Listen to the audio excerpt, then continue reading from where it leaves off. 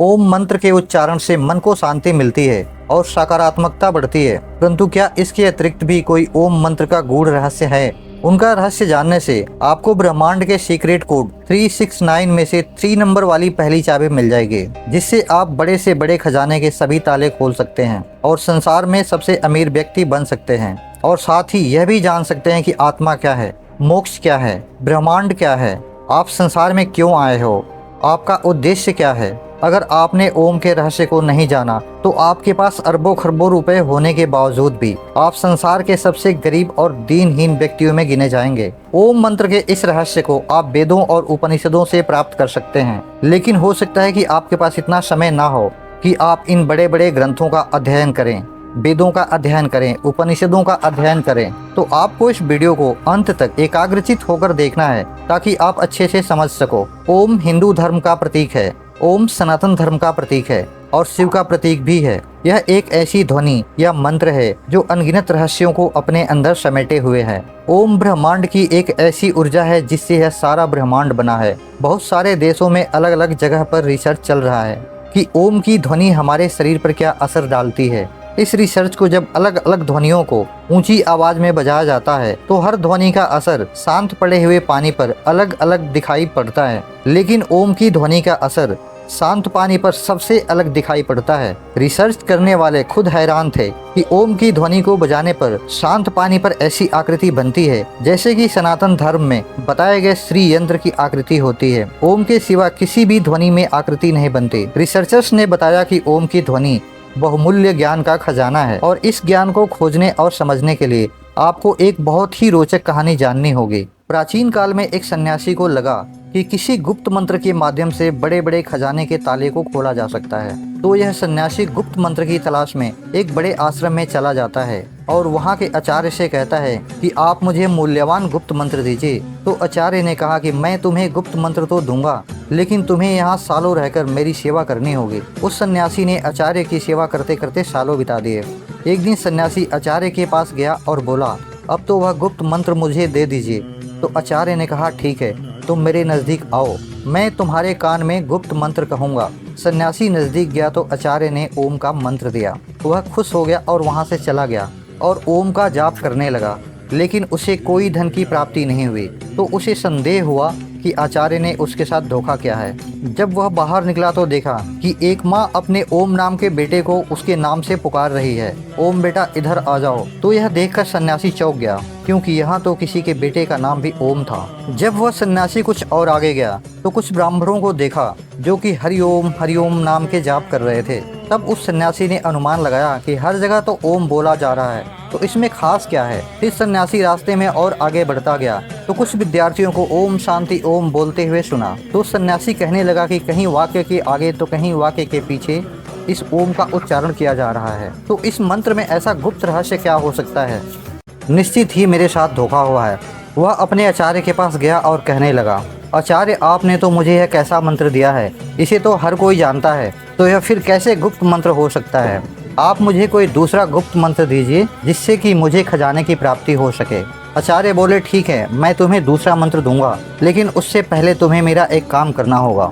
आचार्य भीतर जाकर एक पत्थर लेकर आए और सन्यासी से बोले, ये लो सन्यासी, इसे बाजार में ले जाओ और इसका मूल्य जानकर आओ, और याद रहे कि इस पत्थर को बेचना नहीं है। सन्यासी पत्थर को लेकर बाजार में गया और सब्जी वाले को दिखाया। सब्जी वाला बोला, यह तो मेरे बाट के बराबर है, मैं इसके बदले तुम्हें कुछ सब्जी के सिवाय और कुछ नहीं दे सकता। उसके बाद फिर कपड़े वाले के पास गया। कपड़े वाले ने बोला, क्या हम पागल हैं जो तुम हमें पत्थर बेचकर ठगना चाहते हो? चलो जाओ यहाँ से।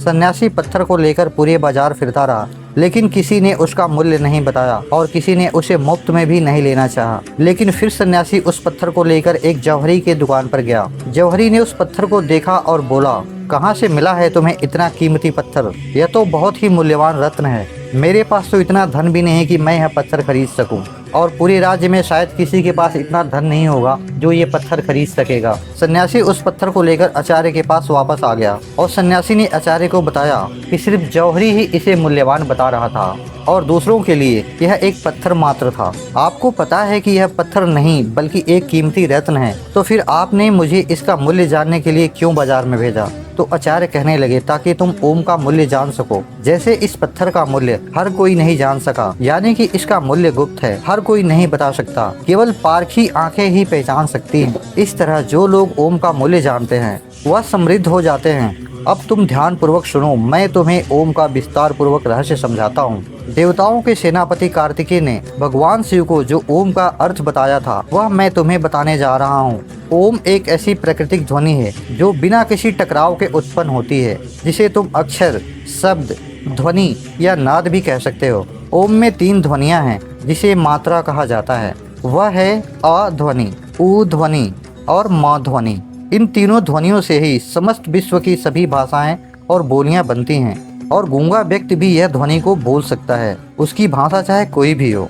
लेकिन जब तुम उच्चारण के लिए मुंह खोलते हो तो सबसे पहले आ की ध्वनि निकलती है, और जब तुम मुंह उच्चारण के लिए बंद करते हो तो म की ध्वनि निकलती है, और जब तुम होठों को पास लाकर आधा खुला और आधा बंद रखते हो तब भी ओमकार की ध्वनि ही सुनाई पड़ती है। इसलिए सभी भाषाएं और सभी ध्वनियाँ, फिर वह स्वर हो या व्यंजन, ओमकार के अंतर्गत ही आती हैं। इसलिए ओम विशिष्ट और वैश्विक ध्वनि है। ओम ईश्वर का प्रतीक है। मांडुक्य उपनिषद के अनुसार सृष्टि की उत्पत्ति और लय के प्रतीक को दर्शाती है। अ की ध्वनि सृजन को दर्शाती है तो ऊ की ध्वनि सांसारिक प्रपंच को दर्शाती है। म लय को दर्शाती है। आत्मा की 3 अवस्थाओं को भी दर्शाती है। पहली स्थिति है जागृत अवस्था।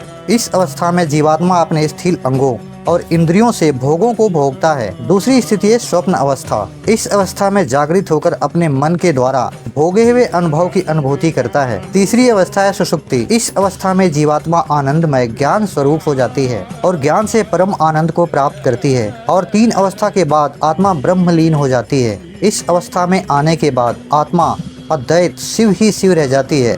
अब उसे जीव जगत और धर्म के भेद का प्रपंच नहीं रहता। अनाहत नाद गूंज सुनाई देता है। अनाहत नाद कोई ध्वनि नहीं है, लेकिन अनाहत एक अनुभूति है जिसे आत्मा करती है कि ब्रह्म भाव असली शिवम, मैं ही ब्रह्मा हूँ, मैं ही ओमकार हूँ, मैं ही जगत के रूप में अपना विस्तार किया है, मैं ही शेर हूँ जो मेरे हिरण रूप को मारने जा रहा हूँ, मैंने अपने पुत्र के रूप में जन्म लिया है और मैंने ही मेरे पिता के रूप में जन्म ले चुका हूँ। इस संसार में केवल मैं ही हूँ, मेरे सिवा कोई नहीं है। बोलने वाला भी मैं हूँ और सुनने वाला भी मैं हूँ।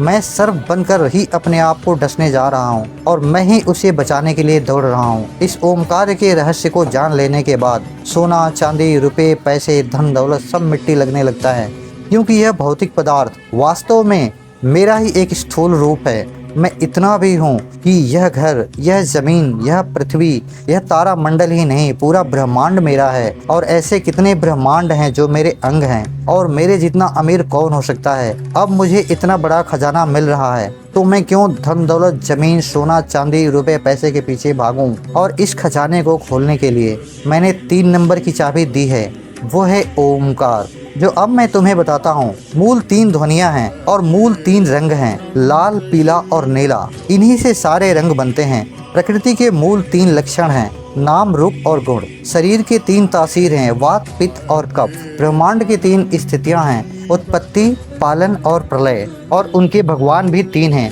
ब्रह्मा, विष्णु और महेश।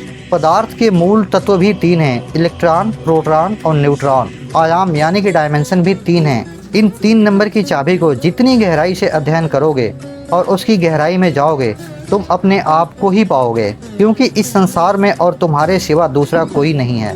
उम्मीद करता हूँ कि आपको यह 369 की चाबी और ओमकार का महत्व समझ आ गया होगा। मैंने अपनी तरह से पूरी कोशिश की है आपको पूरी जानकारी पहुँचाने की। अगर वीडियो अच्छी लगी हो तो लाइक कर देना और चैनल को सब्सक्राइब भी, और बेल आइकन को ज़रूर ऑन करना ताकि हर नई वीडियो आप तक सबसे पहले पहुँचे।